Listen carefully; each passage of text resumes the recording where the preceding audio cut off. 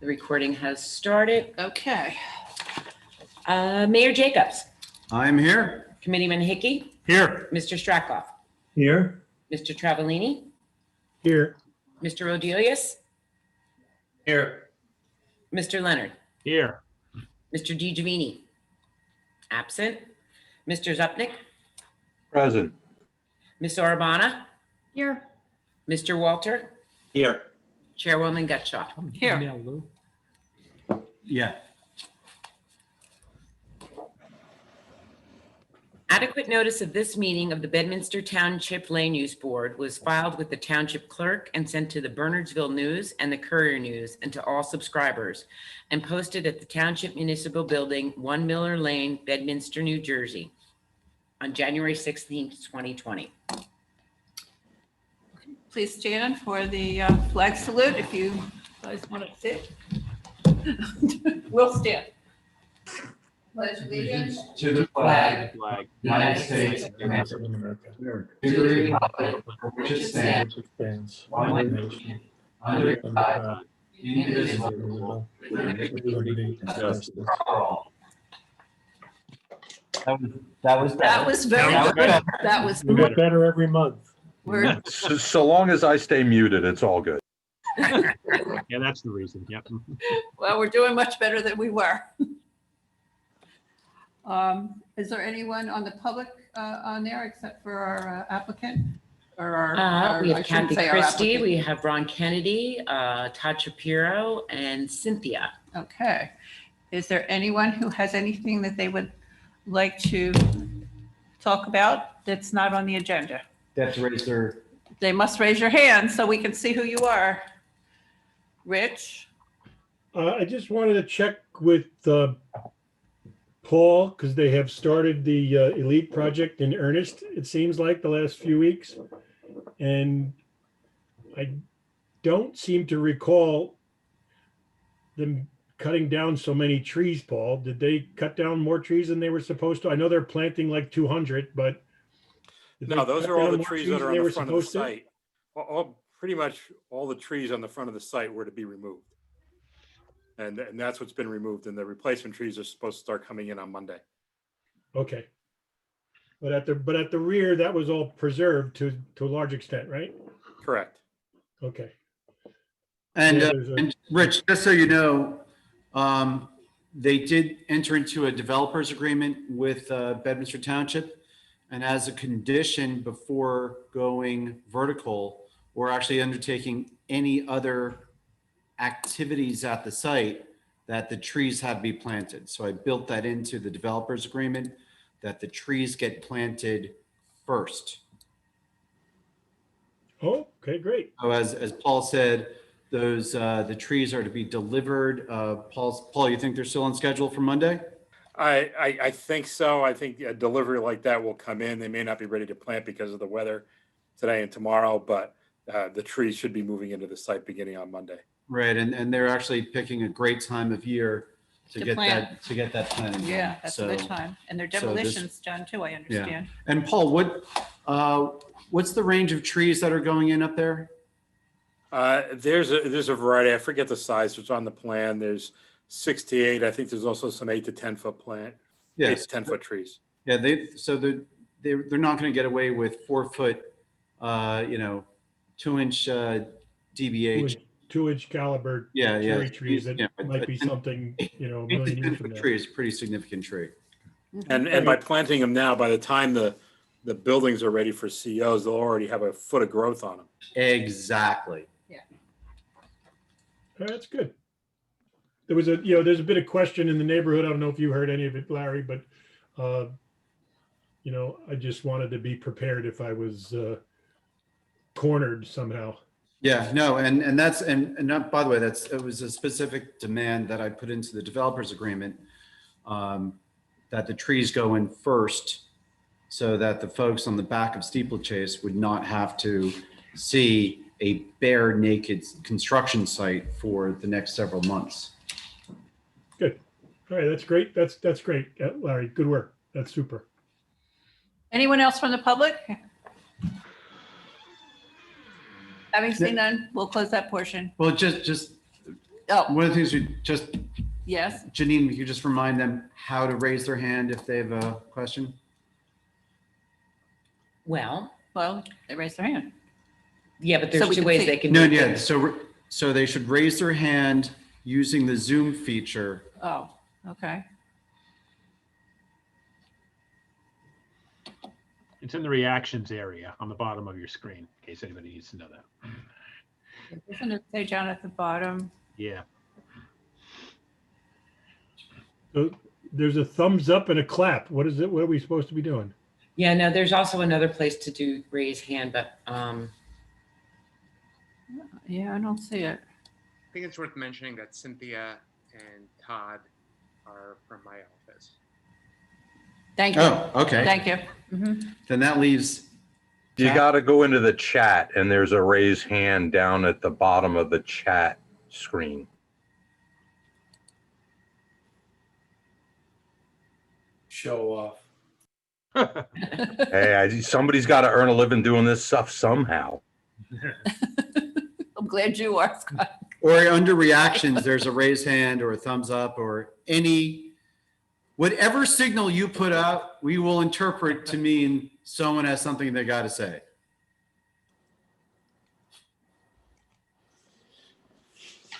Well, we'll try to catch it. We'll try to catch it. We'll get it. All right. Okay. We have some minutes to approve from October 1st. If everyone's had an opportunity to look at the minutes. I need a motion to approve. Motion. Seconded. Did you get that? Second? Mhm. You did? Okay. Scott? Okay. All in favor? Aye. Aye. Anyone abstain? Minutes are approved. Okay, I think we can go to our master plan amendment. And who's going to speak? Frank, are you going to be the go-to guy here? I'm happy to present my memorandum and what it calls for, Madam Chair, and I think I can do it pretty quickly because this is some territory that we were over previously. I had a memorandum to the board on the same subject back on August 30th. It was updated after we spoke about it on September 30th. It is regarding the draft amendment that would create the ORV mixed-use district. And what's included in this memo is the text of both the land use plan element amendment and the housing plan element amendment. And it's important to notice that to call to your attention that this calls for permitting residential mixed use, which we believe will reinforce the sense of place in Pluckerman, will improve traffic flow and safety, as well as walkability with increased foot traffic. There's a draft ordinance attached to this, and I'll just briefly highlight the land use plan and housing plan amendments. There, according to our settlement agreement with Fair Share Housing Center, the township, while we have substantially exceeded the 113 family units that we should be providing with 644 actual family units, we nonetheless needed to create 28 family rentals in order to be fully consistent with the COA rules and the settlement agreement. We have looked at this site previously for those 28 units. We were fortunate in the interim to see that Elite developed a project that has 5 affordable units included. And that's certainly valuable toward the next round in any event.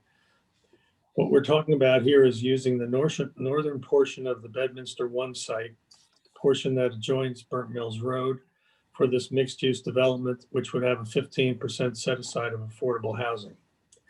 The amendment to the master plan includes figure 1 attached to my memo, which amends the future land use map to the land use element so that it includes this new configuration of the ORV mixed-use district. We note that the site is served by the public utilities, water, and sewer. It has capacity for additional development on this undeveloped portion of the site, and it's within the sewer service area. We also note that the property fronting on Burnt Mills Road can be accessed from both Burnt Mills Road and the Ring Road, and that the existing parking lots can serve both the existing and proposed uses on the property. But nonetheless, it's anticipated that structured parking will be a part of the mixed-use development. There have been some initial traffic studies which indicate that signal timing changes could significantly improve traffic conditions at the Burnt Mills Road, Washington Valley Road, and Route 202-206 intersection. And those improvements would be part of the development that would occur under the ORV zone. The amendment to the housing element and fair share plan, which begins on page 3 of my memo, really says the same thing as what I just told you, except in housing plan terms. So it does recite, as I mentioned, the requirement in our housing plan to deal with family units, both the total number required and the number required to be family rentals. And it explains that we would be anticipating that the land use plan amendment and rezoning of the Bedminster One campus will provide the opportunity for that. And then I go through the process of demonstrating the site suitability of the KRE site in order to qualify as appropriate for this housing development. And then, as I mentioned before, the ordinance that the board has discussed previously is attached at the back of the memorandum and calls out what the planning board is recommending in the master plan for the governing body. I'm happy to go back over any part of it. I realize that was pretty quick, but since we talked about it before, I thought hitting the highlights was probably the best start. Tom, is there anything you wanted to add to that? No, Madam Chairman. Okay. Frank, The board. Tim Walter here. I have a quick question. The 15% set aside, is that just what somehow was agreed upon, or is that just standard? How does that work? Tom, you want to take that? Sure, Tim, that's a good question. It's just, for now, it's a place marker, but it is the typical, or it's called the presumptive set aside for a rental family or a rental senior affordable housing mandatory set aside under former COA rules, and let's call it the lingo of Mount Laurel, and both in litigation and in rules. That number, that percentage is sometimes that changed or negotiated to be different than 15%. And that may be something that the board is interested in talking with KRE about. So it can change, but it usually changes in the sense of being an acceptable to the township and acceptable to the board and Okay. acceptable to the developer as well. Okay, thank you, Tom. Anyone else from the board? I thought Rich is, Yeah, Rich? Yeah, I just wanted to confirm when Frank went first through. So yeah, it's a mandatory minimum. It can be whatever we agree to, but it starts at 15%. That is no, it's a mandatory set aside. The actual percentage is somewhat negotiable. It is possible to go lower than that, but I would not recommend it in this particular setting. And I would encourage you to listen and talk about whether you would like it slightly higher, but be flexible, be cooperative in that discussion. Does that mandatory minimum, is that something that we can incorporate into the ordinance? If I could just Yep. clarify for a second, Rich, the mandatory nature of the standard says that the presumption is that the zoning would provide at least 6 units per acre and that the maximum set aside would be 15%. But what has become the convention is that in the course of negotiating these deals, municipalities have been able to persuade developers, in some cases, to go up to 25% for every inclusionary development in their town. I'm not suggesting that here.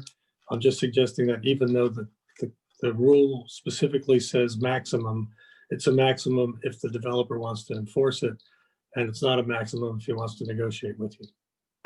So in fact, it's really just guidelines, Frank? When the court looks to see whether we should be approving someone's plan, if you meet those presumptive minimums, then there's a logical conclusion that you can be found compliant. So, but again, when I tell you that it's a maximum, because that's the way the rule reads, it doesn't mean that no one will negotiate for anything more. I've seen in the course of my work as a master, many towns that either demanded or developers offered greater than 15% on rentals. It's Okay. 15% for rentals and 20% for sale units. Okay, thank you. You're welcome. Anyone else on the board? Scott has. I have a question. I'm sorry. I have a question for Frank. Frank, can you talk about if we were to increase that, or if the applicant and the town were to agree to increase that, what would be the benefits to the township and what would be the negative aspects to the township, Frank? If I understand the question, George, you're saying that if the developer said instead of 15%, I'll give you 16 or 7 or 20, whatever. 20, How would that 20, whatever. how would that benefit the town? Yes. And how would that benefit the developer? Well, yeah. Clearly, if he believes he has a presumption to rely on the 15%, it doesn't benefit the developer. Frequently, though, in the course of negotiations over a variety of things of concern to both the developer and the town, there might be a willingness to move on that somewhat.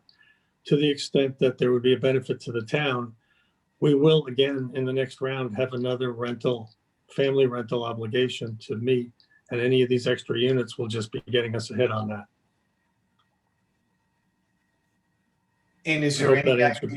any idea where you think that number is going to come in at? The total number of units, you mean? Well, the next time they're going to bump it up. Boy, that's Just a anybody's ballpark. guess. It's got to be at So- least a couple of hundred units, I have to believe, will be the next obligation. Now, we already have 644 in the bank against the 113 family units we owed. So the only thing we're going to end up needing to do is like we do this time around, meet that family rental obligation. Which, And chances are good that family rental obligation will be, something in the magnitude of what we're seeing now or a little bit more next time around. so if we can bank, basically we're putting them in the bank if we get That's more right. than 15%. And then having to do less after 2025. That's right, George. Right. Okay. So it's, I'm sorry, go ahead. So the next round, you anticipate us having to build another 200 rental units to satisfy? No, not at all. What I'm saying is our obligation this time around was to come up with these 28 family rentals. Uh-huh. I would suspect that next time around, it'll probably be in that same general range. It might be a little higher, but I don't see it being a giant number. But if we But to manage get that, you got to build another 200 units. Oh, if you're talking about doing it through an inclusionary development, you're right. Yes, I'm sorry. I wasn't Okay. following what you were saying, Tim. No, that's You're all right about that. So my question would be, if this is approved at the 15%, which is the wording that's there now, where does that leave us with our obligation with regard to fair share?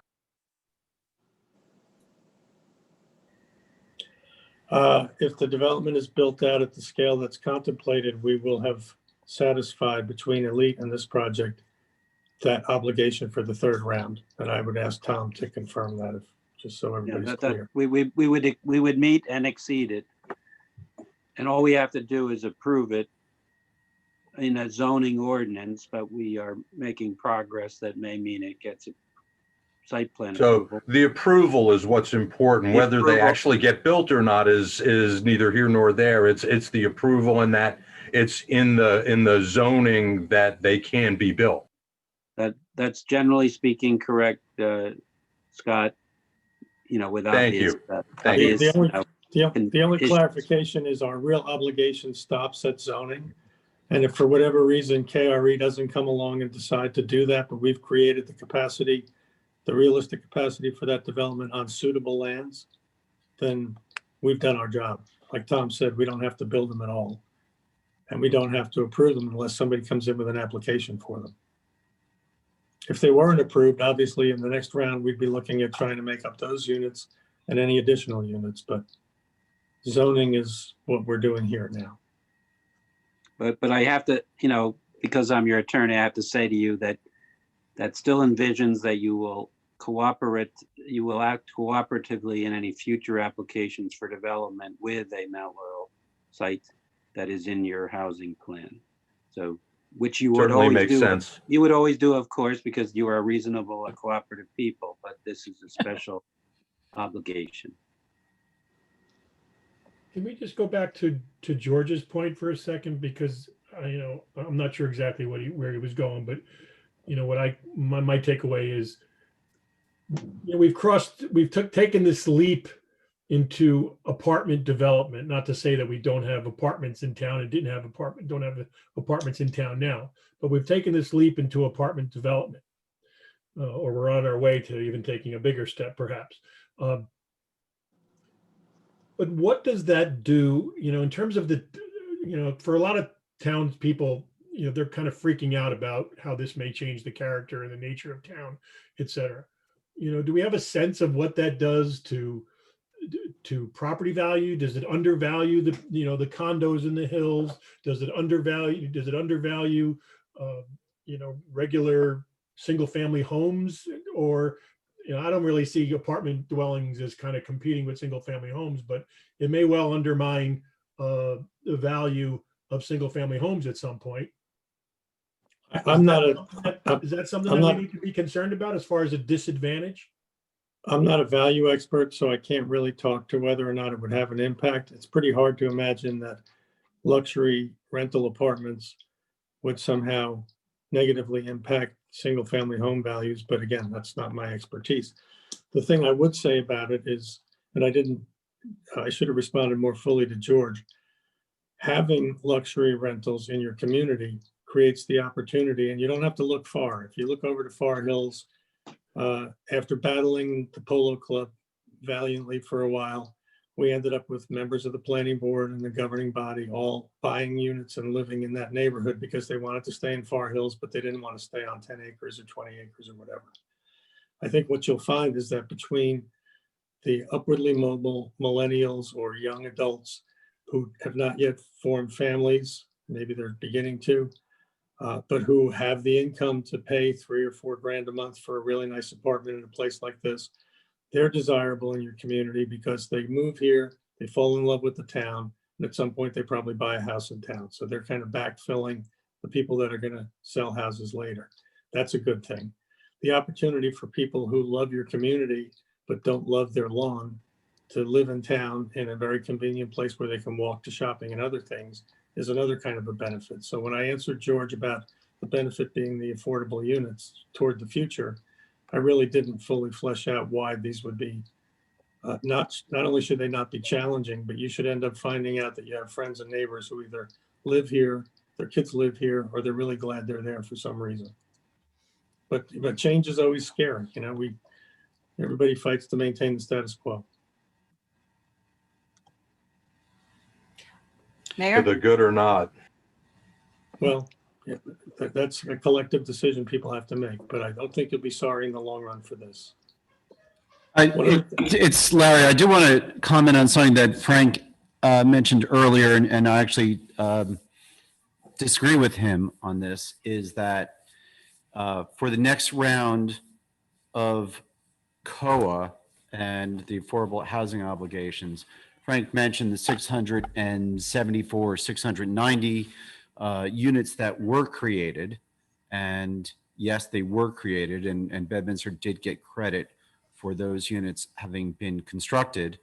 As many of you do know, that by this point, we have lost about 140 to 160 units in Parkside that are no longer restricted. We've lost. Mayor, I don't want to cut you off, but we don't lose those credits. Those credits Frank, we do not know what the next round is going to bring. And I've had this discussion with you. I've had it with Tom. I've had it with John. I've had it with a number of other experts in this area. We don't know what the fourth round is going to bring. We don't know what the governor in 2025, whoever that's going to be, we don't know what the legislature is going to do. We don't know what the COA is going to do. I understand that those units were created. Those units are no longer existing as restricted. I hope you are right. Frank, I hope you're right. Mount Laurel jurisprudence would be grossly offended if towns that did all this stuff ended up losing the credit that they earned. I hear you. And I could see tides turning in a different direction. And Frank, I could see a Trenton in 2025 doing a relook, a reexamination. How many units do you have that currently are restricted in 2025. So I do believe, and I've talked about this at the township committee level. I've talked about it at the affordable housing discussions, that there's a reason that we have to be vigilant on making sure that the affordable housing program in Bedminster remains vibrant and appropriately funded, because we don't know what's going to happen in 2025. And if it's going to be more than, sort of your anticipated number that you threw out to Tim earlier, we don't have room for another type of Hills project without compromising the master plan as it is today. So there may be other mechanisms that would have to be employed in 2025. And to do that, it might be buying some of the units that left restrictions and putting incentives to put units back into restrictions. I don't know what it's going to be, but we don't know. And Frank, you and I have gone through this multiple times before. 2025, in one way, is a long way off. In another way, it's not that far off. But if we could see where Trenton has been trending on affordable housing, I think it could trend in a way that could have ramifications for our town. Oh, and Larry, aren't you talking about, there's also stated goals by some, to change the way the suburbs exist as we know them. Right? That's right. Yeah. Well, Larry, I'm not a lawyer, so maybe Tom should weigh in on this because obviously I have a pretty entrenched feeling about, when Judge Serpentelli told us in 1997, I think, or 96, that he wasn't going to let the Hills hold us up for the full 819 units, and he let us off with time served with the 644 and the 50 at Pluckerman Park. He said to Henry Hill, who was jumping up and down to say we shouldn't be allowed off the hook on this, that Bedminster probably met its obligation halfway through the next century. He said that on the record in court. I think that's the way the court has a tendency to look at this stuff. And I don't think he knew we were going to end up with a separate family rental obligation that would ultimately kick in and say, we did way more than enough, but we didn't do this part, which is really what happened. But Frank, we can agree to disagree. And like I said, Frank, I don't really, let me just interrupt a little bit. I think we don't have to worry too much. And you probably don't like this answer, but you're both right. And you're all right. And Frank's right that the credits won't be lost because credits, they just are credits. Larry's right that there's great uncertainty about what the numbers will be because there's no magic formula that we know will apply in 2025. So if the whole idea of this discussion, which I think it is to let's be vigilant and let's plan ahead, Frank's in agreement with that. And that's a very good point. Absolutely. That's what we should, that's why we're here. That's why we talk about, if you get a few extra credits here, the units are different than credits, but units, that's really good. Is it what you want to do? We will defend whatever you decide, including not having it here or having only 15% or whatever number or percentage you can work out. But it's good to try to think like this because this is planning. No one can tell you what the population growth will be between now and 2025. They can tell you projections, they can say things, they can predict economic models, and they'd all be wrong this year, right? So we just have to plan for both upward change, downward change, and a good thing to think about is this is a property at which an opportunity exists, which you have the foresight to look at. And let's look at it carefully now and think about it because this is maybe something of an opportunity that you like. And that being said, I know I sound like I'm going on and on, but basically this is a very fascinating discussion, but a good one to plan for is what Larry's point is, and Frank's point is, and mine is too. And but this is the window that we have. This time, this next 6 months before 9 months before the July 1st date is a good planning window. I still disagree with Frank. Well, one thing I'll say to both of you is, and I know this from my experience of other towns, you have one of the best settlements in the entire state of New Jersey because of your history of working on the settlement of the Almdine case, of dealing with that in an appropriate, cooperative way after the settlement. And that has helped you in the very nature of the best settlement in the entire state of New Jersey with the procedures that you have in your settlement agreement. So that helps you know you've been planning things well. I'll just say that really is what makes America great, is the ability to disagree and still get things done. That's true too. That's the truth. Anyone else from the board? Seeing none. Tom, how do you think we should proceed from here? So you left off last time with some suggestions to KRE and Noah and Mark to try to give you a little more information. So I think it might be good to turn it over to Noah and Mark and let them present to you the additional information they have. Okay, I think that's a good suggestion. Noah, you want to show us what you've prepared? Sure. Hello to everybody again, to the board. Thank you again in advance for the continued consideration here. Thanks, Tom and Mayor and Frank. I think where we left off last time was that there were some tweaks being made to Frank's memo, which I guess he addressed in the beginning.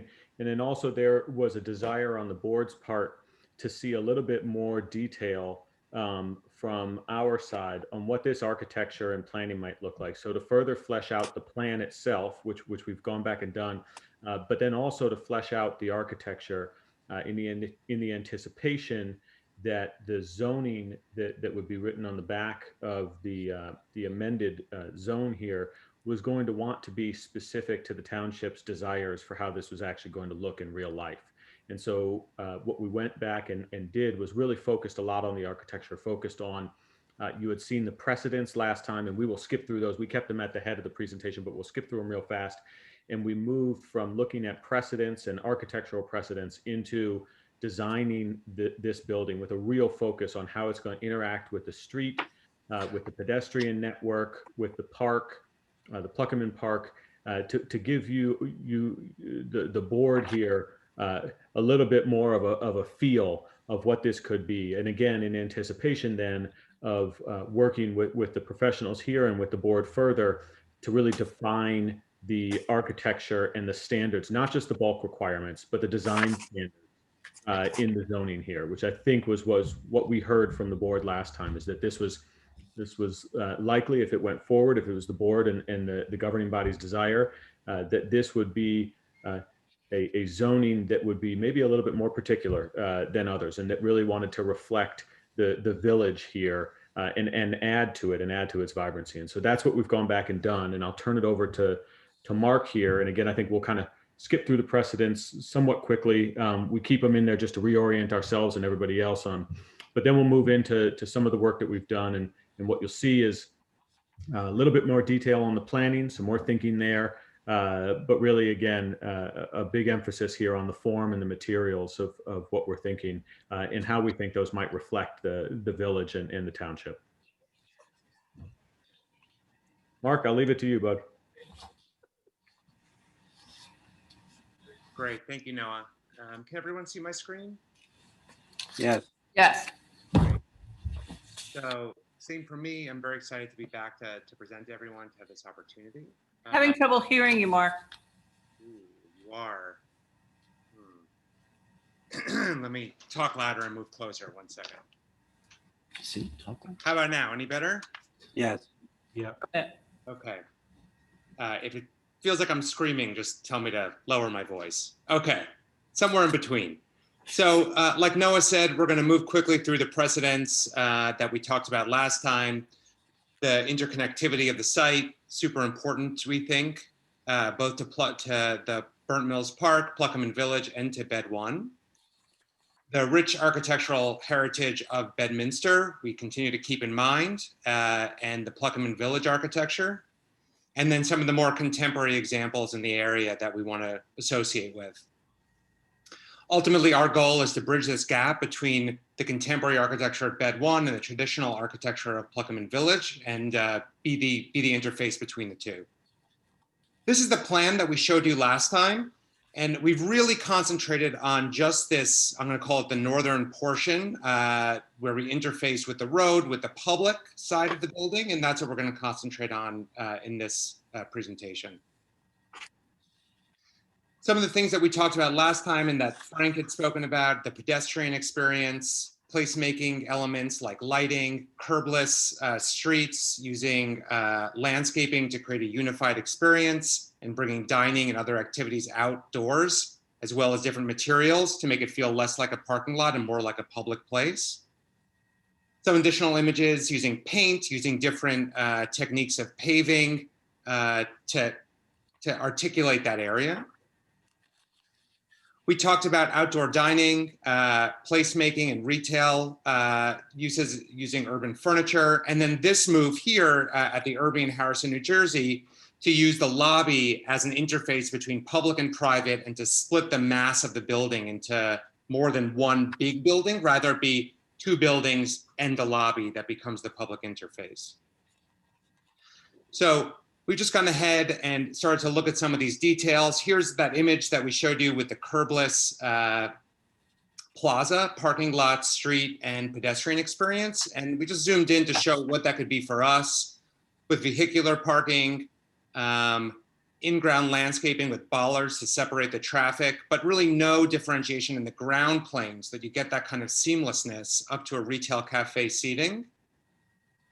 And then if we zoom out and cut a section through our plaza, so here's our lobby cutting all the way through the pickup drop-off, through the retail pavilion plaza, and then out to Burnt Mills Road, you see that even though there are cars passing by separated by bollards, you get something like overhead lighting features that start to articulate the space and make it feel like one cohesive space all the way from the building, all the way to the curb of Burnt Mills. We talked about this type of architecture, a contemporary colonial stripped down architecture that would talk to the local context. And some more examples that we've been finding and getting really excited about, that it's not about kind of more details, it's actually about choosing our details carefully and then following through in a really crisp and articulate way. So that's refresher. And now let's talk about what we've done. So the preliminary design concept for the plaza, here's an updated plan. And I just want to note that the hatching sort of speaks about where we plan to articulate the area with different, different patterns, be it stamped concrete or paint or pavers. That'll all get developed later. But really, we envision this entire space as being one public sphere. Here's Burnt Mills Road, Pluckerman Village is to the north, and our curb cuts here and here. You probably can see one change from the previous plan is that we moved the retail and the dining pavilion to the east, closer to the intersection of Burnt Mills Road over here to the right. We want to make sure that we're capturing the energy of people either walking from Bed 1 or walking from Pluckerman Village and creating a really charged experience, really like a village, the way Frank described it last time, that we have that kind of energy and that we don't waste it by spreading it out too much, but that we sort of take it and create some density around the civic plaza and event space and this plaza and pedestrian seating. You can see that we've taken the parking route, we've curved it slightly so that it's not just a straight shot kind of strip mall parking. And instead we're using larger landscape elements to start to articulate different spaces within this plaza. So the gym amenity space gets bicycle parking and picnic area. On the other side, this retail, we envision as having cafe seating outside. And then the two spheres, and I'll show you in 3D so you can start to see it a little more clearly. The two sides of the building are split in two by what's our center pavilion, a cafe and residential lobby. So there's a dividing line between public and private, between who can come in, and residents can only pass by and move on to the residential. But this would be a place that the public could come in, we envision, and come in and get a cup of coffee and sit outside in this plaza. Throughout the plaza, there are these landscape elements, these sort of larger planters, which we'll show you, and a series of bollards that keeps the cars away from the pedestrians. So this is an elevation of what we're envisioning, and I'll start to show you the landscaping and the materials, but just to sort of orient you, really our guiding principle here is that each one of these functions, be it lobby, retail, amenity, gym space, or residential, these are all different functions and should look different in a really genuine kind of way. So what we've done is create a lobby pavilion that is unique and recognizable as an icon for the site, using a chimney and using gable architecture with arches, which I'll show you a little more closely. The two retail elements are differentiated. We envision, say, a restaurant moving in here with a big farm opening where we take the scale of these buildings and start to layer them down to the pedestrian scale. A retail feature over here where we can envision two smaller shops coming in underneath these gables, or it could be one larger shop where we hang an element, which could be a clock or an icon for the retail establishment. And then these larger wings have a colonnade of brick arches, which you can see here. And above it, set back, is a residential units looking down onto this civic plaza. Because this is still early, I just wanted to show you, we're not really married to any specific form. These are the forms we have in mind when we think about the retail colonnade. We want it to look like commercial. We want it to be instantly recognizable as not residential. So we chose this kind of commercial form that's being used now as kind of a harkening back to what to older retail solutions. Our retail features using these really large forms. Our lobby pavilion using residential materials like wood and brick. And then our residential units using that kind of stripped neoclassical colonial forms. So that's kind of the massing of the building. When we start to apply materials, let's look a little closer and see how everything kind of comes together. So here's how we envision the lobby looking, which would be this kind of brick, almost pavilion looking building connected to the residential wings, set back from the pedestrian experience so that you don't read it, it's behind landscaping. So it really reads as its own prominent entry with these really welcoming arches, glazed that would open up to the lobby. And then off to the side, you get the two retail bars. So if we look down on that lobby element, you can see what we're envisioning, which is here's the lobby building. We're envisioning using that patterning on the ground to create a welcome mat and really bring that kind of articulation and detail out into the public sphere. We envision these landscape elements dotted around the plaza. And then here in this building, which has that big shed entrance, cafe seating in front for people that have come in and gotten their coffee and are sitting outside, and balconies sort of pop on the facade of the residential building, so that you have that activity on both the ground level and also up on the second and third level.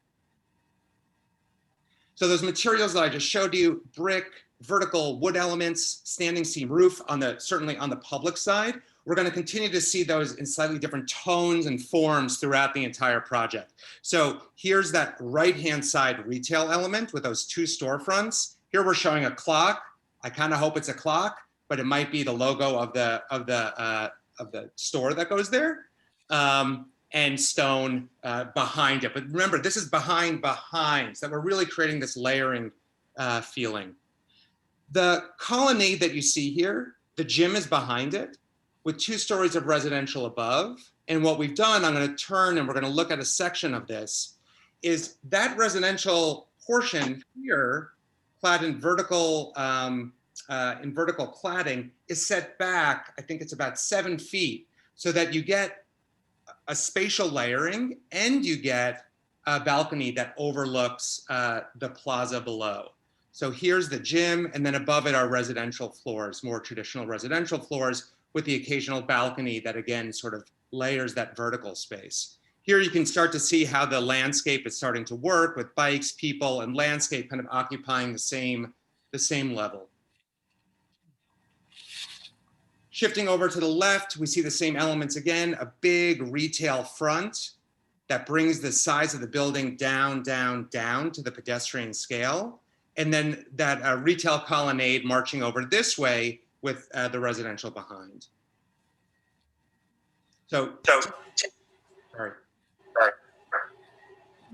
Taken as a whole assemblage, you start to see that these elements, which are different functions, start to actually read as different elements that have accrued over time specific for their purpose.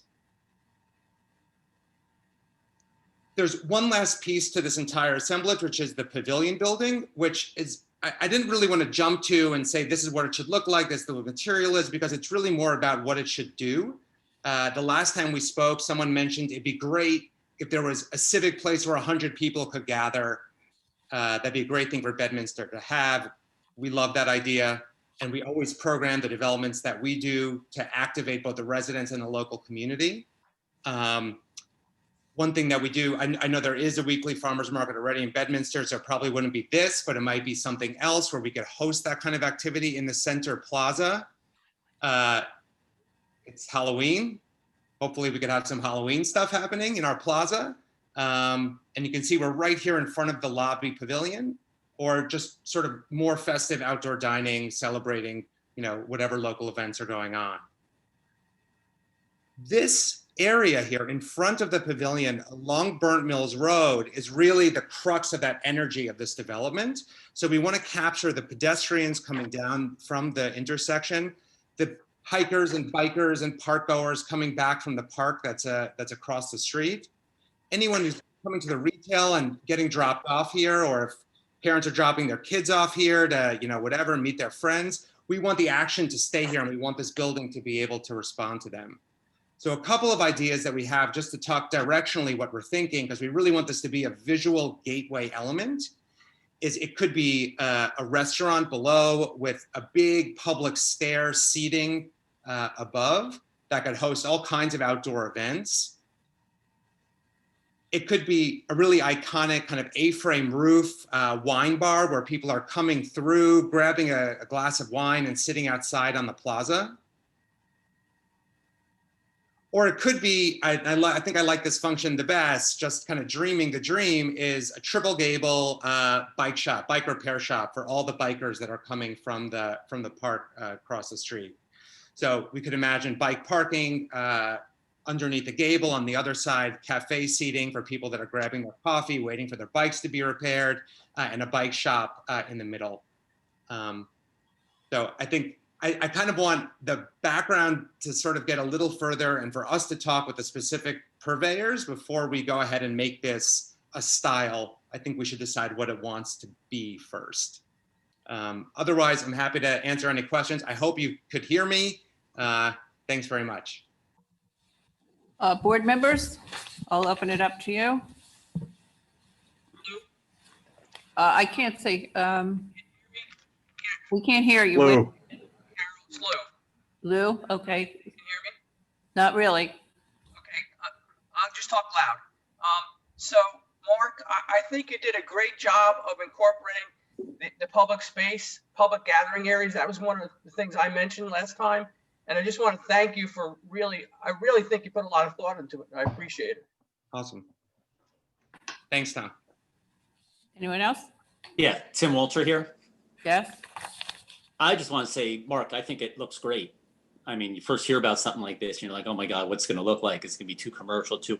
And I just love how you've incorporated all different like textures, different materials. It looks really nice. My question though is with the, I know there's no traffic study done here, but the parking on an angle, it kind of limits, if you come in one way, you're only parking one way and you're only leaving one way. And I can see that the more easterly exit, closer to the entrance and exit, closer to the intersection there at Burnt Mills Road and 202-206 Washington Valley there, trying to go out of there and make a left is going to probably be pretty difficult for people, depending on what time, because I don't know how close you are. I think you're pretty close to that traffic light. There's 3 lanes of traffic there. It's going to be difficult. So if you came in through the westerly entrance there, thank you, you're only parking to the right, basically, right? You're not gonna be able to park to the left. Yeah, so And you're stuck then. The same the other way, and people, if there's no parking on the right, you want to park to the left. How are you gonna do that? You're gonna be doing some K-turns there. I think it looks nice, but I just think practically, I don't know how it's going to work. And I almost envision that easterly, I think it's going to have to be in a one way. You're going to enter in.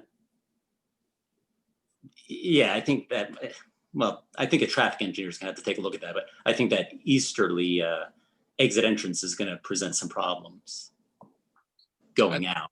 Yeah, we kind of struggled with that, and I'm not sure we came up to the solution. Out of this screen, if you make a right here, there's a turnaround. So we have a way for you to kind of in the property, turn around and come back.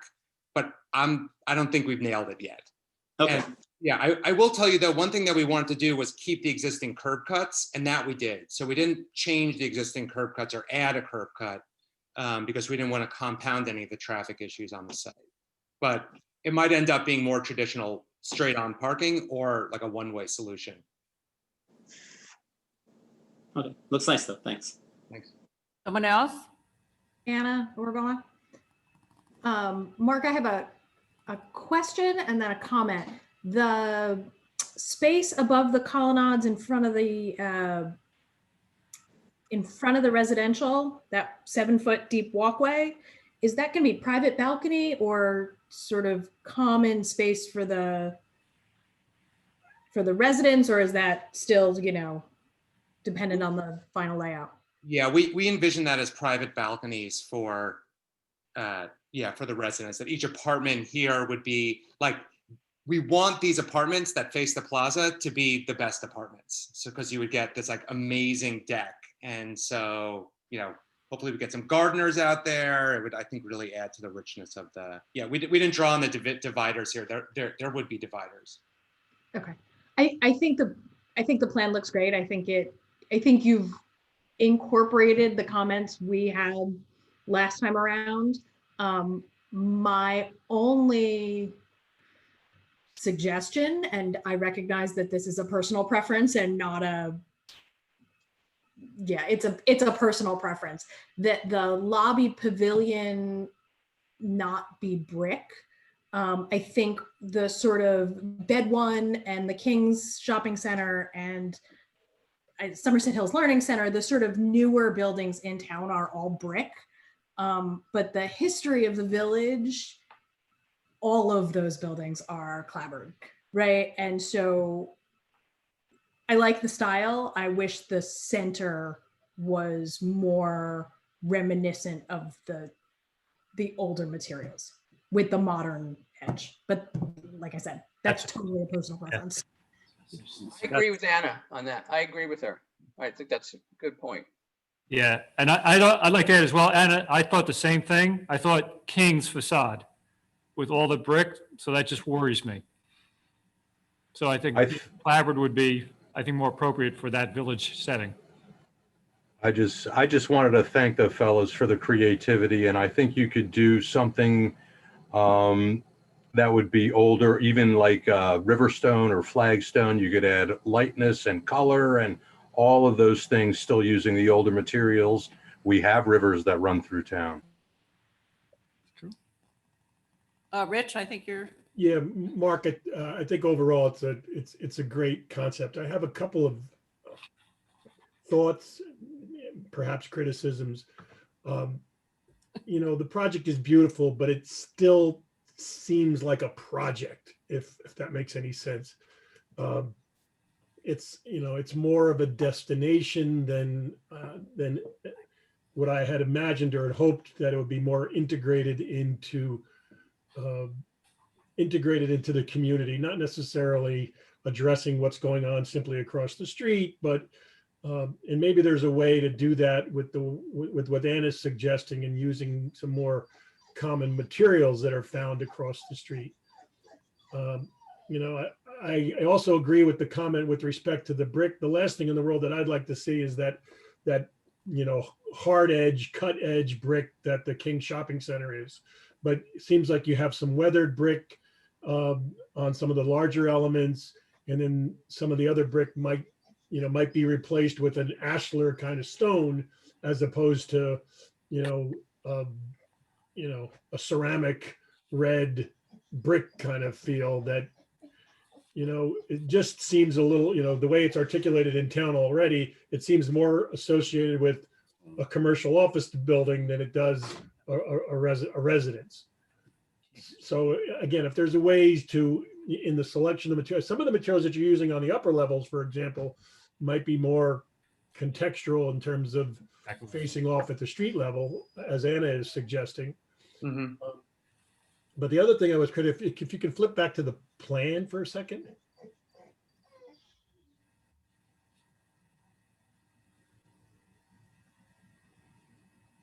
Yeah, it seems like we're creating a lot of the things that we don't like. And I'm going to speak for the board, and I'm not necessarily speaking for everybody. But one of the things that we're critical of on 202, 206, you know, there in front of the, you know, the courtyard and by the Presbyterian Church, there's almost too many trees on the street itself, where it kind of hides what you're doing beyond. So if you have that much screening between the street and the building, I think, you know, some of the things you're trying to accomplish are defeated, because you've got all this buffer between the street and what's going on that driveway.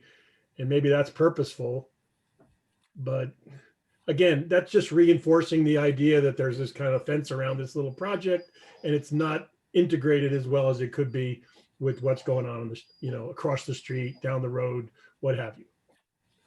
You know, my 2 cents. On that last point, I totally agree. We got a little tree happy here, I think. And I think what we need to do is actually be just purposeful in our trees. Like you can see initially the idea was that we would have these groves of trees, these sort of planting islands that would be really rich vegetation, but that we would still have a porosity of view. And I think we'll get back to that. I think it's a really good point. And the last question that I had, so your sense with respect to the pavilion, is that something you would do more as a built to suit solution as opposed to something you would do prospectively? The phasing of construction, I'll leave to Noah. But we'd like it to be more than just a generic, like I'd like it to be more than just a generic pavilion. I'd like it to be suited for something specific in mind.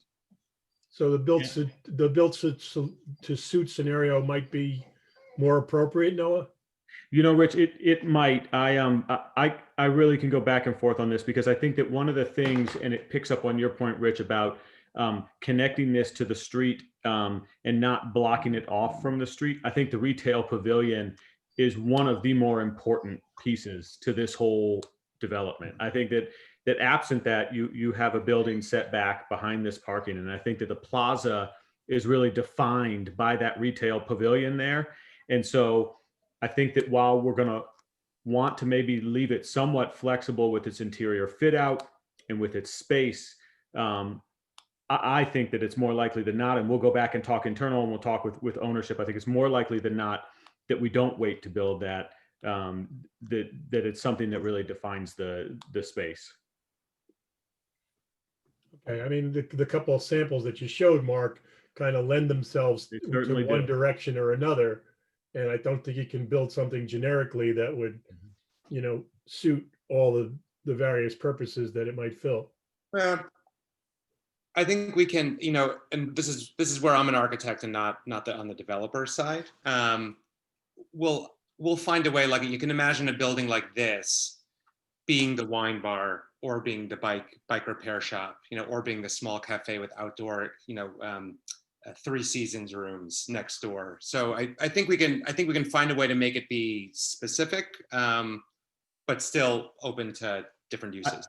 I think though at the same time, Mark, like as I think about it more, I think that like if the desire is to define the space, there may be temporary things that we can do in that space there that really do define it, but that leave us the flexibility to do a build to suit, Rich, in the future. So if by the time we go to build this, we don't have a tenant in hand for that building, perhaps there are ways we can do something temporary that is elegant, looks and feels great for the village, but that leaves us the flexibility of doing a more permanent build to suit when we find a user for that space. Awesome. Okay. Anyone else on the board? I have a couple of comments. This is Jeff Leonard. Could you go to the front elevation of the whole project again, if you don't mind? Just, I mean, I think I agree with my colleagues on the board that you guys did a great job of really kind of cutting it up a bit and using all the different materials. I think that's something that we need to keep rolling through, you know, as we look at the front of this. I would almost even suggest that maybe we do it even a little bit more where the residential areas are, so that it doesn't look so massive. Not unlike that slide that Frank Benish showed us the last time we met. Something along that lines, maybe changing the elevation a little bit, maybe introducing some of the more materials, you know, that you're showing here. But I also do agree with some of the other board members, a way to kind of tie it into the, you know, colonial, you know, character that Bedminster is known for. But other than that, I think you guys, you know, it's a pretty good presentation. I'm really pleased with it. Anybody? Yes. Yeah, this is Lou again. I have a question for Mark. Looking at this elevation, Mark, from left to right, from I guess it's east to west, how many feet is this project long? That's why I asked Todd to join me specifically for that question, because I'm a little loose on the numbers. Todd, are you there? You want to chime in? Are you still here? I'm here. Sorry, I was on mute. Okay. I actually don't have the drawing up. Hold on. I believe it's about 300 to 400 feet in length. Is that correct, Cynthia? She's on the call as well. That's not correct. Sorry. Cynthia's in the drawings and if we measure from corner to corner of this facade, it's about 500 feet. 500 feet. Wow. And what about the heights of the building? What is the maximum height of those peaks and the residential buildings? Approximately 50. 50 feet. Okay. So this is quite a massive project, even for Bedminster. So I think that the multiple types of dimensions and products and materials is going to be important. So it doesn't look like one giant airport hangar in a sense. I agree. And I would say, Lou, an astute question. I think that Mark and his team have been really conscious, not just with the materials, but I think in particular with that center element of literally breaking the building in two. You know, that center element is a standalone piece beyond which there is no mass. The interior courtyard is beyond that, and it really breaks that up. And I would add that I think, you know, with an eye to how the zoning can be crafted, I think that there are clear ways in design guidelines that the board can ensure that you do not end up with a monolithic facade on a long run of this building. I mean, I think that Mark and his team have already done that in this design, but I think it can be codified in the zoning through design criteria. And then the last question, Noah, would be how far back are the buildings? Do they start from the actual curb of the street? How many feet are we talking? 50 feet back? What's the setback? I believe it's about 100 feet back from the. I believe so too.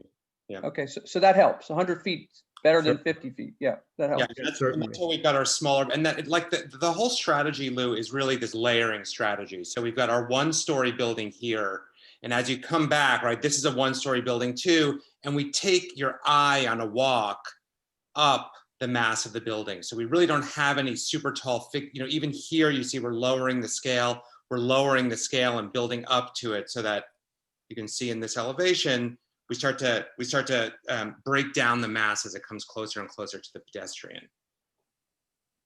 Okay, thank you. Anyone else there? I have another question, Carol. Yeah, sure. So to Lou's point, Paul, what's our maximum height? 45? Well, it all depends on the zone, and this is going to be something that's zoned for its own zone.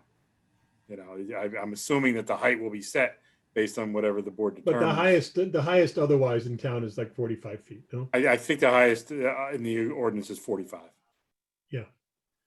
So if you guys could give some consideration to that before we finalize anything, that'd be great. Can we flip to the overall plan of the site now? I know it may have changed a little bit, but do we have an overall plan of the site?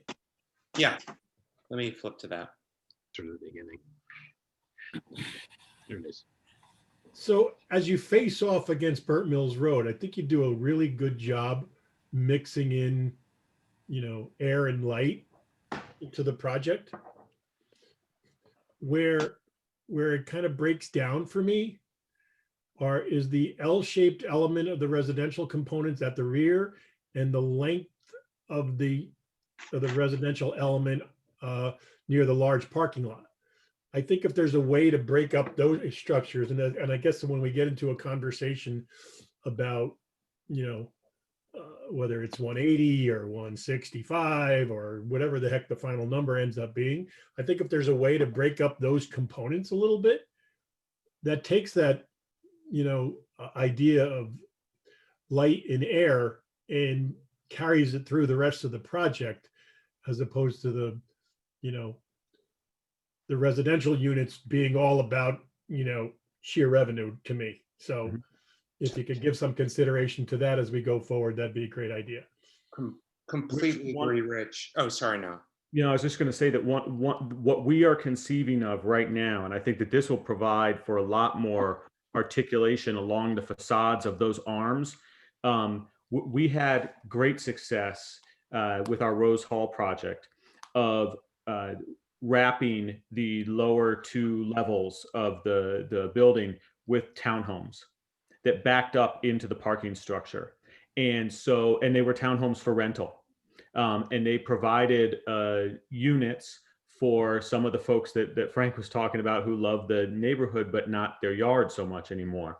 And so they were rental townhome units. And I think that what we're thinking of along those two arms, on the outside of those two arms, is somewhat of a townhome facade for the first two levels. And so I think that's going to provide a lot of opportunity for us to work with the architecture to make those really lovely spaces there and not to look like apartment building spaces. Okay. That was my last comment. Yep. I have one more. Go ahead, Tim. This is more for maybe Frank, Larry, and Colin. I mean, we're envisioning some great things, restaurants, wine bars, all that other fun stuff. Hey, I'm all for it. Are we going to be up to around 9,000 in population to get that next liquor license? Start having kids, Tim. So we're not getting another liquor license.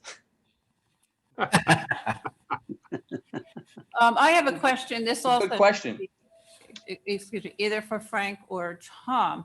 When we're considering this zone, this mixed use zone, should we be specifying the commercial uses within it? Yes, you should. And you, Frank, will elaborate more. Basically, what we want you to do is work together to sort of list all the permitted uses, all the accessory uses, and with some breadth to it to allow the changes in uses within the same mass of space. Remember, we also want to try to give some detail to the design requirements so that what we talk about in these meetings and in the master plan hearing and the ordinance hearing is what we see in the future site plans. I was thirsty. Zero. Any other board members? I just have one more question. What's the acreage of this plan, of this lot plan? Well, how much acres are you talking about? It's about 7 acres. 7, okay. Thank you. I have an area question also. Yes, Nick. This is Nick Strockoff. What's the size of the apartments or the units in square feet? And is there a trade-off where if we make some beautiful amenity somewhere, the square feet goes down a little bit, on average? Is there something, where are we sitting in terms of that kind of a trade-off? Nick, I'll give you just some ranges. Our typical one-bedroom apartment would range from say 650 to 750, probably in this area, not up to 800, but probably in that 750 square foot range for a one-bedroom apartment. And a two-bedroom apartment would be right around 1,000, just north of 1,000. We have a hard time planning two-bedroom apartments at below 1,000 square feet, but they don't need to be 1,200 square feet. At about 1,050 square feet, you can get a really gracious two-bedroom apartment with nice closet space in each of the bedrooms. So there's your range, 750 for the one bed and about 1,050 for the two beds. Okay, and that is pretty much standard. You don't change that as Our layout. portfolio doesn't change it that much, because I'm giving you ranges for product types. If I were to give you, Nick, our ranges in Jersey City, our one beds in Jersey City would be more like 650 in Jersey City, and right on 1,000 on the dot for the two beds. So we're certainly smaller in our urban product than we would be here. And in our much more maybe suburban product where you're doing more of a garden style home, we might be a little bit larger, but generally for the one beds about 750 or so, and for the two beds about 1,050. Great, thank you. That's the max, Noah? No 3 bedrooms, even with the townhouse facade? Certainly with the townhouse and with the, also Tim, I believe some of the COA units are going to be required to be 3 beds. So those would come up to maybe 1,200 square feet or so, 1150, something like that. Okay. Yep. Madam Chairman, if I could just weigh in for 1 second on the height, because Rich asked that question. I did go back and look at the corporate suite zoning, which applies south of 78, and that has a maximum height of 55 feet. And I recall it was Rich who had suggested that the earlier requested height that Alfieri had made was actually probably about 2 feet too low. I don't remember that. But that was, again, and that was a 3-story max too, right, Paul? No, that was 4 stories. Okay. Yeah, Paul, but Paul, how high is the Gladstone P-PAC building in the hills? I don't know. I think the max over there is 45. Okay. Paul, how is this in relation to the Perry office building? I'm sorry, I didn't hear that. The height relative to KRE's existing office building? That I don't know how tall their building is. My guess even is if it's probably 13 45. feet I think floor to that's what the floor, standard that's was in that zone. 39. Parapet at 5, that's under 45 feet, I would say. Yeah, it's a three-story. So going back, Tom, you said, yes, we will be making up a list of uses and other dimensions such as height, side yards, et cetera, et cetera. At what point do we do that? Are we ready to get to that point with this amendment, or do we do this at a different time? You're on mute, Tom. Tom? Sorry, we want to do all of that now in the draft ordinance that's attached to the draft master plan amendment. Not tonight per se, because we want to look at these drawings and we want to talk a little bit more. But a lot of this translates into words, and some of it will translate, as we talked about before, possibly into some design drawings to be incorporated into the ordinance. We're very close to enough information for that. You don't, accessory uses are things that are customary and subordinate to the very principal uses that we've been talking about. So Frank and I and everybody on the team will know how to sort of list those. So this is a process, but the process is now that we would be in the next, I would say we want to know these details before we schedule the master plan amendment public hearing. Okay. Is there anything further? Madam Chairwoman, I would just add, and I'm sorry, and Tom, anticipating this, what we did last week after we had sort of come up with this is we began to rough out some of those bulk criteria and also some of the material regulations. And so to the degree that we can be helpful there, we have that information and can begin to pass that along and work with the professionals on the board on that. That's great. And that would be helpful, Noah. Thank you. I would like to make a point that although we're looking at 7 acres of this portion of the property, the zoning will be the entire tract with a requirement that this development portion be the area of locus for the mixed use activity. We're not going to be changing the whole tract for this use, but we are going to change the whole tract for the overall plan, in part because we want to work together on the potential for a private driveway to become a public access bypass drive along the southern side of the property, and also to have this all tie in with 206 and Burnt Mills Road and the intersection. So that's just the details, but this is the focus of where we need to focus our attention. Carol, just another thought. I mean, we mentioned before a few minutes ago that we were going to talk about the permitted uses. When we're drafting an ordinance like this, aren't we better off just identifying the restricted uses, what we don't want, as opposed to describing in what might be very limited forward what we do want? Right now, if I could just chime in for a second, the permitted uses in the VN zone are permitted uses in the mixed use zone. So that all of the retail uses that are identified in the ordinance, local service activities, the barber, beauty shops, tailors, dry cleaning, seafood markets, bakeries, drugstores, furniture stores, banks, professional offices.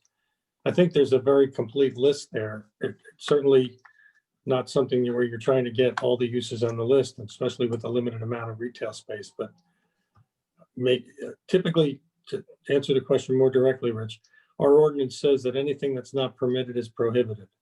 So we don't go making lists of, generally speaking, making lists of prohibited uses and anything else is okay. We say what's okay and everything else is not okay. Okay. So in this, one of the things we might keep off that list would be like a surgery center, an ambulatory care center, even a doc in a box kind of thing. I think it's possible for us to write a very explicit list of these uses. I think it should be done in cooperation with the applicant, just so that we're doing things that are actually, meaningful in the setting. Okay. Anyone else from the board, the professionals? Yeah, this is Lou again. I have a question for Noah. So Noah, not to put a wet blanket on this whole idea, I mean, we're going to be rezoning for all this retail and commercial space and everything. Can you give us a little bit, you're the developer, can you give us some insight as to your prospectus in terms of finding tenants, of finding people to put into these spots? What's going on out there in the real estate world a little bit, if you could help us with that? Sure. So not to sugarcoat it at all, retail is darn near impossible right now to lease. I would say two things. First, we don't anticipate this to go on forever. I think if we did, I think that we all understand that there is going to be a new normal out here in the market. And that new normal is actually going to look a lot more like what Mark and his team have designed, where you are integrating indoor and outdoor spaces to bring retail out onto the street. So I think, one, this has been somewhat responsive to the new normal. We don't feel like the pandemic shutdown of all retail spaces, including things like wine bars or cafes, is going to persist. And again, I do want to emphasize that I think what Mark and his team have done here is hitting a really nice balance between indoor and outdoor retail space, and that things like cafes right now are still working. Things like bike shops now are still working. They may be using a little bit more outdoor space than they used to, and we've sort of designed to that. But I would not want to say that this is an easy retail environment, because it's not. The second thing that I think is important for us in thinking about tenanting this space is that not only we're providing sort of spaces for cafes, other little retail shops, but also spaces that can be used both publicly and privately, like the center space, the gathering place in the lobby, which serves dual purpose, like the gym, which could serve dual purpose, be open to the public, but also be open to the private. And I think that part of what a development like this is going to do is going to bring its own wallets to the table here, and it's going to activate its own space, so that we're bringing an energy from the private development as well as from the public who are going to come to the development. So I think the type of tenants that we would go after are some that Mark has already talked about: cafes, wine bar, the gym use. We really do like the idea of a bike shop. Our general counsel at KRE is an avid road biker and believes that heading out from Pluckaman Village to the west on Burnt Mills is maybe the nicest bike ride in all of New Jersey. And so we really do see a lot of potential there. And I think that thinking about retail in that way, where we're really tailoring it to uses that continue to be viable in the market, but also mean something to this place and take advantage of how special this place is how we're going to be most successful with letting the retail live. Thank you. I did have a question for Noah, and that was, Noah, along those lines, one of the things we've been noticing and Rich has been telling us about is many of the office buildings are looking for adding amenities to their spaces and to attract the commercial tenants to the offices. I know you've talked about that as well. Could you elaborate a little bit on how perhaps these uses here might be useful to the people in your existing office building, and how would they make their way over there and share in the public areas? Certainly, and Tom, I mean, you and I think that the board and certainly the mayor will remember that's really where this began, right? Is in thinking about from not just our perspective, but I can remember listening to the master plan subcommittee talk about the need here to provide amenity to keep the commercial space filled and vibrant. I think I remember the master plan committee actually going to Bellworks and touring that property there. That's a really important thing for us. One of the moves that Mark and his team made was to clearly identify a pedestrian pathway back around the retention pond back there, right in around the corner of the development. And I think that those office users are looking for just a couple fun things to do outside of the office. So if it's as simple as a sandwich shop or a cafe and some lovely outdoor seating, that's what those folks are looking for. And we struggle to provide that right now in the current configuration of the building. We've done some upgrades to the atrium space and have done best we can inside the envelope of that building.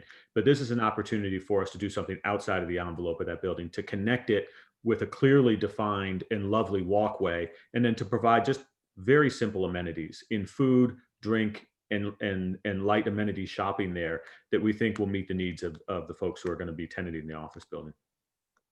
And I also would like to say, I think not just with the design, but with the program, this is going to make a unique office asset. This is going to make an office asset in this marketplace that can compete with some of what is happening down the road, right? With some of the amenities that have been brought down to, down the road. So I think that's really important for us. Anything else, Tom? No, thanks. Good. No, are there any other amenities that, Colin? I'm sorry, this is Rich again. Yeah, go ahead. Are there any other amenities that you think are complementary to the office use? I know the days of a dry cleaner are over. Nobody necessarily takes their clothes to a dry cleaner anymore. They certainly don't get pressed shirts. But are there any other amenities and shopping and things like that that you feel are complementary to the office development? We're talking about food and coffee and wine bars and things like that, but are there any other services that would support the office that you're envisioning? Yeah, I mean, we're not thinking about like a Staples, Rich. I think that we've conceived of this, and I'm going to bring the question back to the team and to our leasing group, and we'll come to you back at the next meeting, Rich. I think that what we've been conceiving of so far are sort of daily amenity uses for the workers in the building. But we have not expanded our scope of thinking so much to amenities outside of the ones that I've listed. And so let me clearly, as you've come to know me over the last little bit, I do not have all the answers, but I'll go and get them before our next meeting. So let me think a little broader than the thinking we've done so far. Talk with the leasing team a bit and see if there are some other amenities that they think might be really attractive to the office tenants. Okay. Owen? Quick question, and I don't know if this is for Mark, Noah. I'm just looking at the overall site plan, just trying to think to myself, are there additional opportunities to activate that front space by reducing the parking there or shifting it to the side, which would help you with your traffic problem, because obviously you have a side road. I'm just trying to think about, and I'm reflecting, Noah, back on some of the comments you just made, kind of creating that space as more of a piazza or something where there's a lot of interaction and there is open air dining and tables. And like I said, a bike shop, so people are stopping there to get a snack or to have coffee. Can we use that front space more to our advantage in that respect and move some of that parking somewhere else, and to then hopefully address some of the traffic issues that's going to create if you do have all that parking in the front anyway? Yes, let's take that back for study. I think that what Mark indicated, and we asked Ron to join the call here. Everybody on this board is well familiar with Ron, but I think that circulation, parking, civil issues like that, and a more activated space out front. Let's go back and take a crack at that as we look at this further. That'd be great. Thank you. Yep. Okay. I think that pretty much settles this for now. We need to come up, I guess, with the next meeting. Any suggestions as to how we can do that? We're kind of full here. Well, it's Larry. So I just want to talk sure. about sort of the next steps. Okay, go So we ahead, talked so we heard some comments. I'm not sure that we have complete buy-in from KRE yet. The comments that Anna had made and that were picked up by Scott and I believe Jeff as well, about perhaps seeing a little more clapboard and less King Shopping Center brick. Is that something that you guys are amenable to? And if so, is that a quick turnaround of today's presentation? Because I was going to ask if we could actually have this presentation emailed and distributed to the board members so we could take focus on a little bit more. But if making that change to that center structure is an easy one, perhaps we could wait until you redesign that. What's that? It was emailed. Oh, it was? Oh, geez. No, he means. No. He means the changes.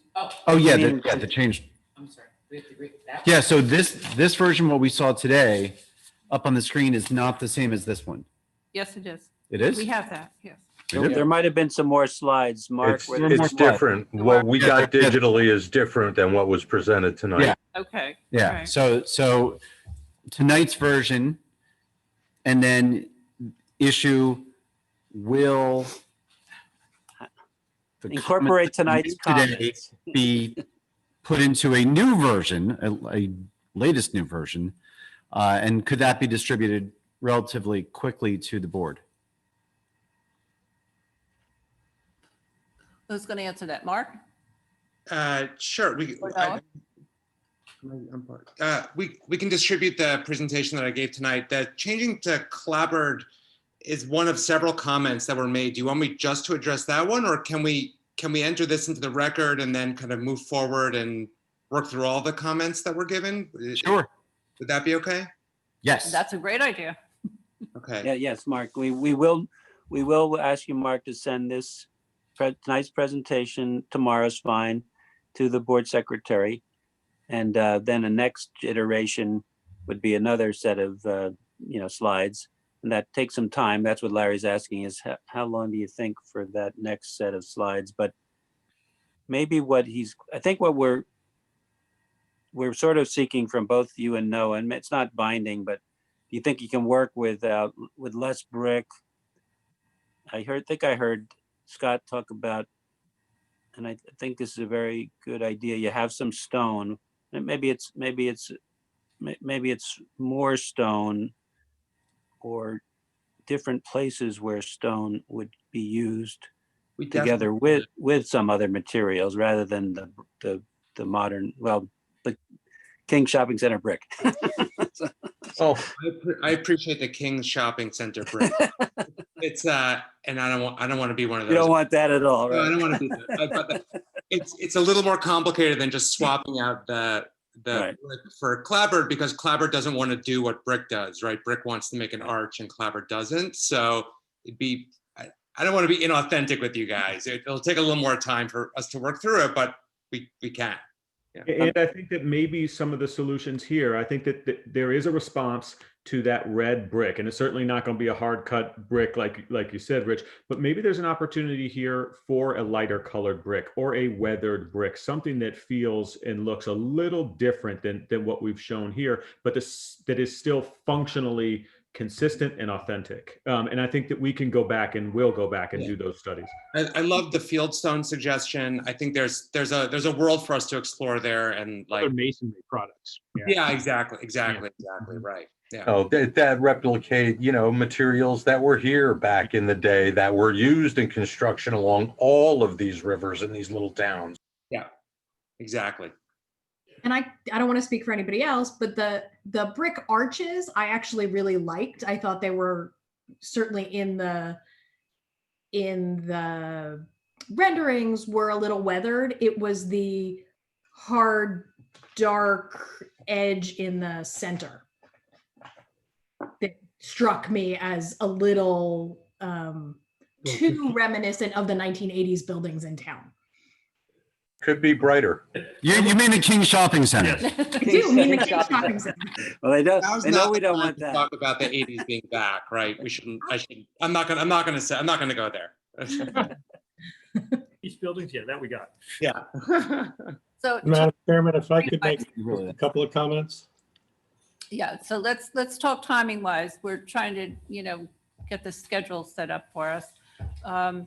What kind of timing do you think you need, Mark? Probably a week, I'd say. Hey, Okay. Carol, Take 2 weeks. Take 2 weeks. Carol, can I add that I think some time just got freed up in a couple of weeks, Janine, if I'm not mistaken? Oh. 1525 has been postponed to the December 12th meeting. I thought I saw that in an email today, like the 12th of November is free now. You're paying attention to my emails. Okay, all right. I So throw that out, so that means we can go to the second meeting in November then. I mean, I'll Paul verify that. Conversation. Yeah, that's correct. 1525 has to be carried into December. Mhm. So the second meeting in November is freed up. Okay, that sounds like a good possibility. And if you can work within that timing, that's great. There's nothing else. We certainly can. I would ask, Is there a way, Tom or Mayor, I think you were going with process, that you could help us just so that we can be helpful in this process? Where does this head next? I assume that Tom and Madam Chairwoman, you'd like for us to send over some of those bulk requirement and zoning things that we've been working on. And so if you could just help us with the process a little bit. Yeah, on those things, Noah, I think if you and your Mark and his architect, Ron, give us things, give me, Paul, and Frank some, they can be just lists, or they can be, you can try to incorporate them into that draft ORV MU zone that is attached to the master plan amendment. Either way is fine. That's not directed to the board yet, and then we would look at them. We might then say, go back to you with this or that or whatever, and then that would perhaps be ready for also the board to look at in November, on November 12th. They might not have it much before then, but verbal explanation of it will work well for that. Then the next stage in the process, if we get there, is that a more final draft of those documents, the master plan amendment and the ordinance would be, they're not final, but they're drafts. They might be submitted by Frank to the board for the board to say, let's schedule a master plan public hearing on this. And that's a notice public hearing with newspaper notice and notices to surrounding municipalities. And it needs at least a 10-day window, but it's more like at least a month to just prepare. And then after that, then that can take more than one night, or it can be one night, depending on how controversial it is. And then that, if the board were to adopt it, that master plan amendment recommends the ordinance to the township committee, and then they might adopt and introduce in the ordinance, and then they might adopt the second reading. So it's a multi-stage process, but that's sort of the process. Understood. Thank you, Tom. And Frank did have some comments, though, Madam Chairman, that he'd like to make. Frank, you were going to make some Just suggestions. very briefly, thank you, Tom. Mostly what I want to say is that it's been an unusual process for me to see the way the board and the potential applicant have been interacting, partly because of the level of cooperation that's clearly offered by KRE. And I think that the excellent design skills that are brought to the table here, the willingness of KRE to try to work with us about the things that really matter to Bedminster makes us pretty lucky that we're working with them. I appreciate it. Thank you. Frank, we appreciate that. I do want to say that Mark and his team began this exercise a couple weeks ago with a 14-foot high barbed wire fence. And it was my stewardship which resulted in this great design. So, okay. No, we appreciate the comment, and we've appreciated the continued consideration. Got a little scared, Noah, when you mentioned Bayonne. November 12th meeting, and we'll be glad to see you back again. Much appreciated, Madam Chairwoman. Okay, thank you. Thanks so much. Thanks for the Thank you. feedback. Okay, I guess we just want to go over our schedule, Paul. We have Bedminster Farms for next week, or not next, yeah, it is next week already, November 5th. We have Pluckerman Inn and Bedminster Farms next week. Okay. And then we have Lamington Farm for December 3rd, first week in December. Yes, that is tentatively on for December 3rd. Okay. And that will take us through the end of the year. I guess I need a motion. Has Alfieri? What a year it's been. They have not submitted yet, Mr. Mayor. Okay. I've heard next week. I know that Ron is working on that design and is listening in, and he's probably doing that design right now as he's listening in on this meeting. But Well, he just took himself off mute, so that's unfortunate.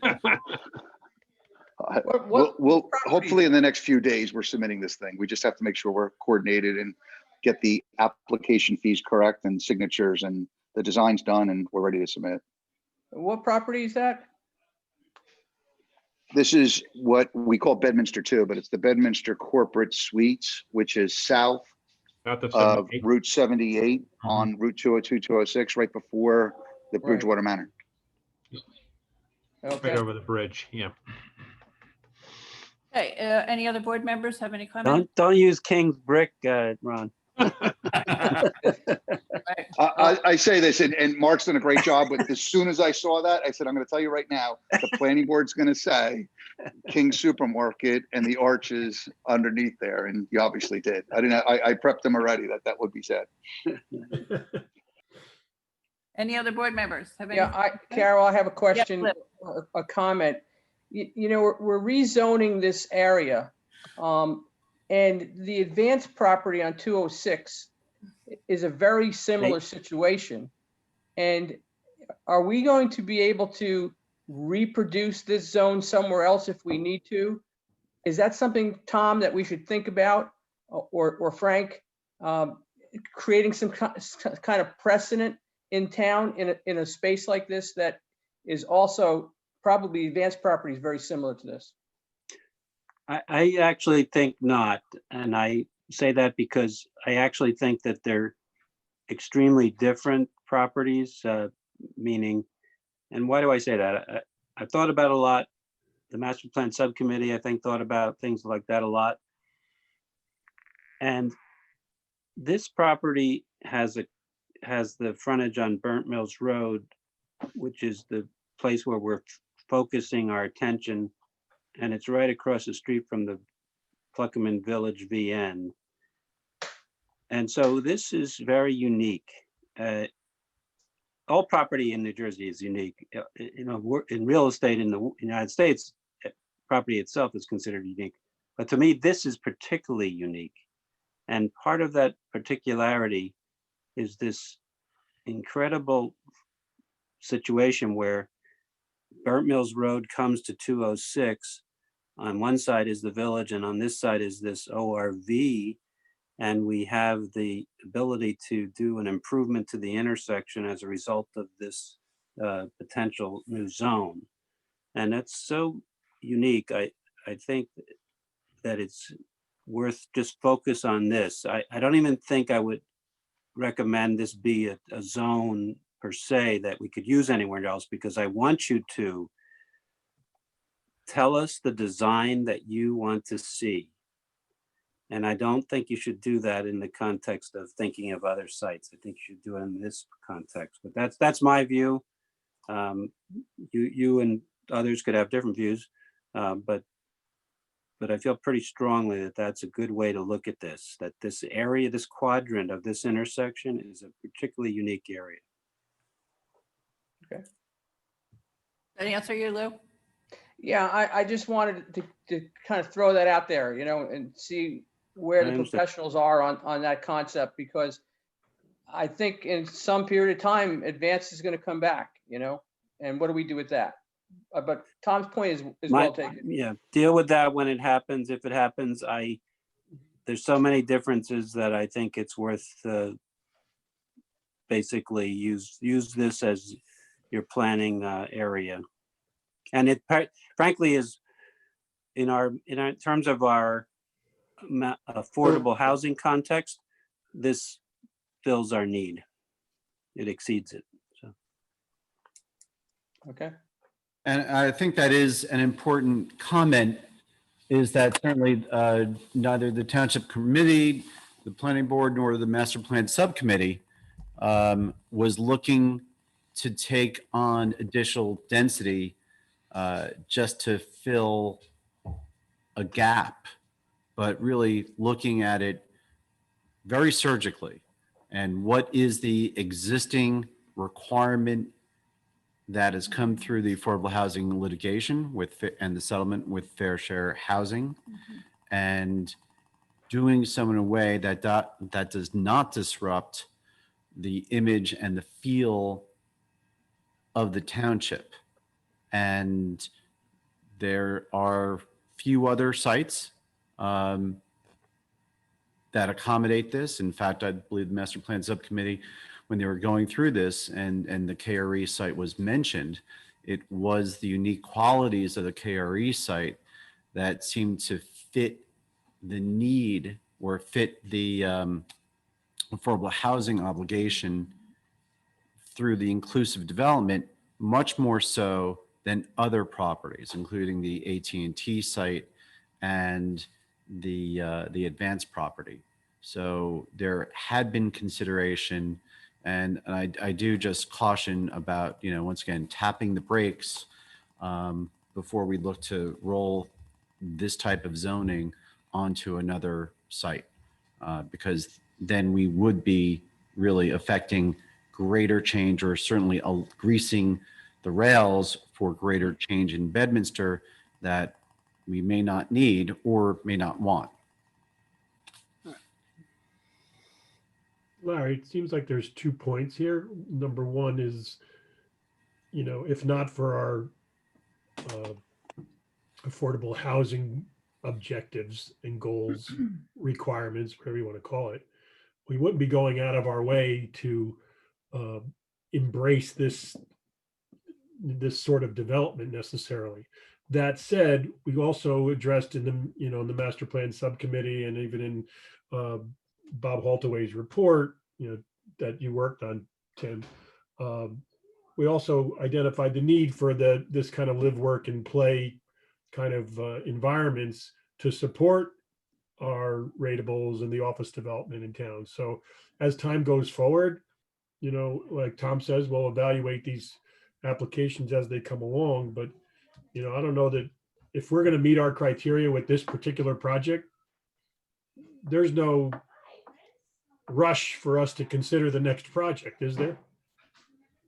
No. No.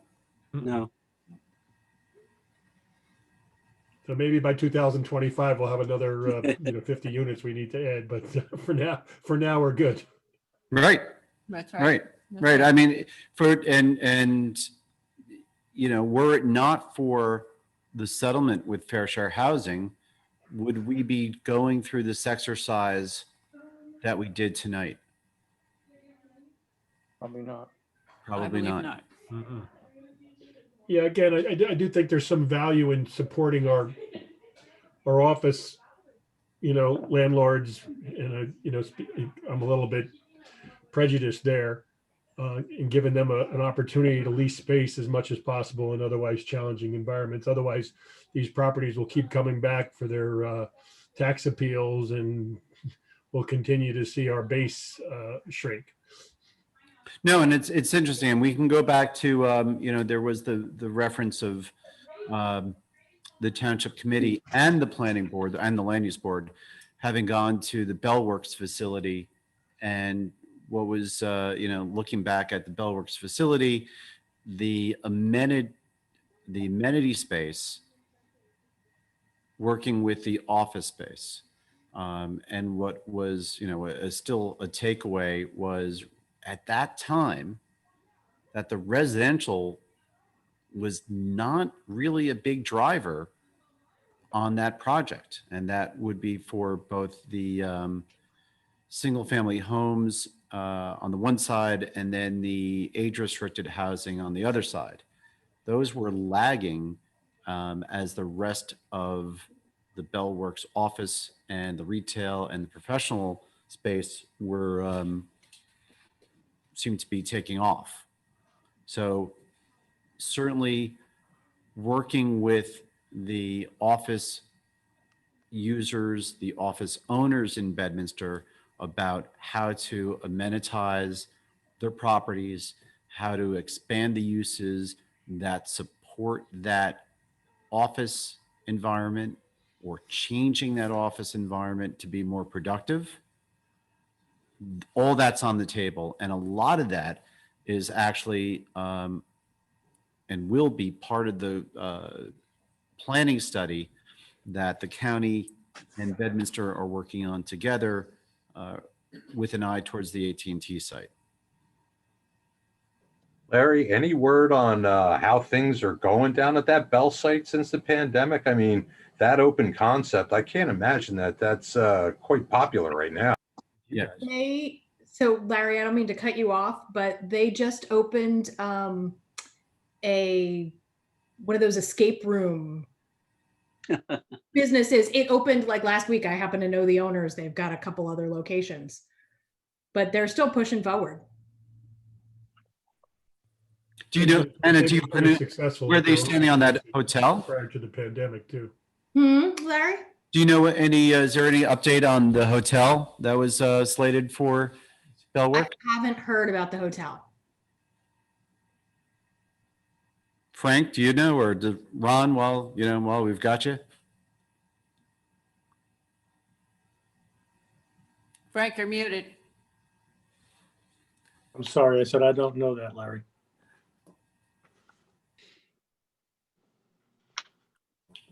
No?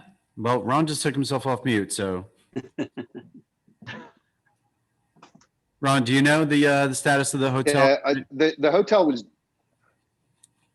was done. I just don't know if they opened it or not. The hotel was actually completed about 2 or 3 months ago. Oh, it's But what I don't know is if they physically opened the banner and started, taking in people. Colin is making a reservation right now if you, Looking it up. It's glass. Looking at an article here, it says Bellworks Hotel to open in 2021. Yeah. I'm sure there's no hurry at this point. I mean, it was coming. Waiting on the pandemic and the restrictions. Well, this article was written in February of 19. Really up to date. That might be Well, 22 before now. all the fun and games that started in March. May want to add some time to that, yeah. Yeah, and I'm not seeing anything more current here either. Yeah, I did the same thing. I looked up, there's nothing there. All right, I think that finishes it for tonight. If you hear a motion, we can. Oh, so moved. Second. Good night. Night. Everyone. Good night, everybody. Unanimous, Janine. Stay safe, stay healthy. Take care. Good night. For sure.